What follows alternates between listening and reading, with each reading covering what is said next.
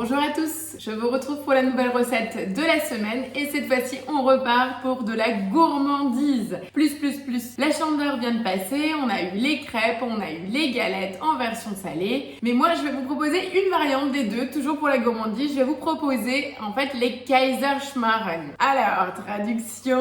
Alors ça s'appelle les machins de l'empereur. Vous allez me dire que ça vient d'où? En fait c'est d'origine autrichien. Et pourquoi je vous propose cette recette? C'est tout simplement mon petit souvenir d'enfance, comme les réminiscences avec la Madeleine de Proust. Pour moi ça sera les Kaiserschmarren. C'est comme une grosse crêpe qu'on nous servait en fait pendant les randonnées dans des petites huttes au milieu de la montagne, avec une compote de pommes, de la confiture et surtout du sucre glace. Donc cette recette est facile à faire, c'est dans l'esprit de crêpe, avec juste une étape en plus où on va fouetter des blancs en neige et ça va être cuit à la poêle dans une poêle avec une crêpe bien épaisse qu'on a le droit de déchirer en morceaux. Vous allez voir, c'est très simple, c'est gourmand, ça change de l'ordinaire et puis comme vous le savez, j'aime bien vous montrer des choses différentes. Alors donc moi j'ai commencé déjà la recette pour faire du sucre glace pour la déco et là tout simplement on va commencer par mettre le fouet dans notre bol. On met 4 blancs d'œufs, une pincée de sel et on va tout simplement venir programmer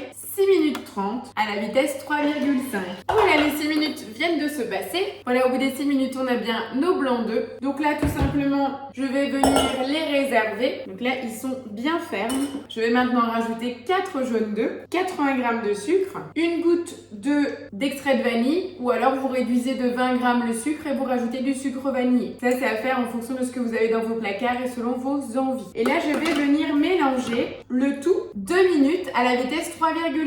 Voilà, donc là sur la base des jaunes d'œufs, du sucre et de la vanille blanchie, le fait d'avoir fouetté longuement donc l'ensemble des ingrédients, je vais venir rajouter 125 g de farine au mélange et 200 g de lait entier. Et je vais revenir mélanger le tout 30 secondes à la vitesse 4. Et voilà la base de la pâte. Je vais venir verser le tout sur mes blancs d'œufs et venir mélanger délicatement l'ensemble. Là je vais tout verser. Là on va vraiment obtenir une pâte aérée avec les mêmes ingrédients qu'une pâte à crêpes mais préparée autrement. Voilà, après avoir incorporé la totalité des blancs d'œufs, on va déménager côté poêle.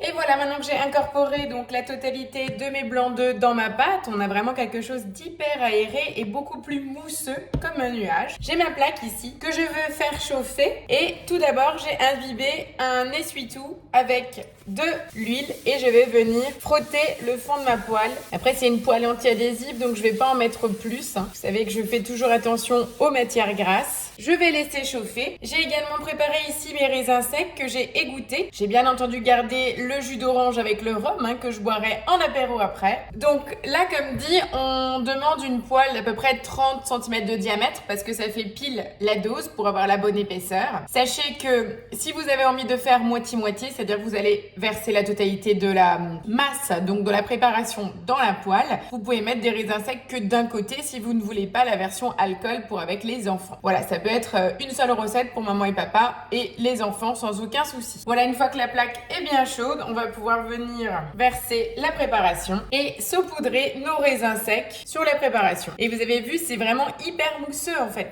Et voilà, on va donc laisser cuire. Il faut compter quand même 5-6 minutes parce que c'est quand même relativement épais. Donc là, vous imaginez bien, on va laisser prendre, on va laisser saisir le premier côté. Et après, là, je suis armée de 2 spatules puisque avant de le tourner, je vais venir couper en fait ma grosse crêpe, ma crêpe de l'empereur en 4 pour le retourner et pour aider à la cuisson. Sachant qu'on sait très bien qu'au centre, ça sera pas forcément totalement cuit, ça sera pas cuit forcément de la même façon. Donc no panique, de toute façon, on va la découper après puisque l'intérêt de cette crêpe, c'est qu'on va la déchirer en gros morceaux dans une assiette avant de le saupoudrer de sucre glace et de l'accompagner de compote. C'est aussi simple que ça. Donc ne vous inquiétez pas sur le rendu. Voilà, là, vous avez vu, ça a bien bullé, ça a bien gonflé et à l'odeur, on sent bien la crêpe. Donc c'est maintenant que je vais venir couper ma grosse crêpe pour la retourner et elle a bien grossi. D'arriver à la retourner d'un coup. Voilà, donc j'ai finalement réussi à la tourner en une seule fois. Donc j'ai encore un peu de pâte qui a coulé sur le haut de la casserole. Ça, c'est pas gênant, ne vous inquiétez pas. Puisque de toute manière, une fois qu'elle sera totalement cuite, on va tout simplement la déchirer en gros morceaux et saupoudrer de sucre glace. Je vais encore laisser cuire sur l'autre côté. Regardez, là on le voit. C'est plutôt coloré. c'est pas mal. Je vais encore laisser une petite minute. Je vous retrouve donc avec ma galette, ma grosse crêpe que je transvase et que là tout simplement on va pouvoir venir découper à la spatule en petits morceaux totalement inégaux. Une fois que là j'ai tout découpé, alors regardez, je vous prends un morceau, on a vraiment quelque chose de bien moelleux, même le centre avec les petits raisins secs. Donc là il faut encore patienter un tout petit peu. Voilà, on patiente juste un tout petit peu, je vais saupoudrer encore un peu de sucre glace et voilà, crêpe de l'empereur terminée. Allez, je ferai un petit bout, c'est succulent. La petite touche de rhum en fin de bouche, je vous assure, ça paye peut-être pas de mine comme ça. Vous le servez sur une petite assiette avec un pot de compote de pommes. Je vous fais la présentation tout à l'heure. Vraiment, avec un petit café, en sortant d'une rando ou alors tout simplement pour un goûter devant la télé. C'est vraiment très sympa. C'est moelleux à souhait. Voilà pour la découverte de la semaine. J'espère que ça vous donne envie. J'attends vos retours en commentaire et surtout les petits pouces bleus au bas de la vidéo. Je vous remercie pour votre fidélité. À la semaine prochaine. Ciao!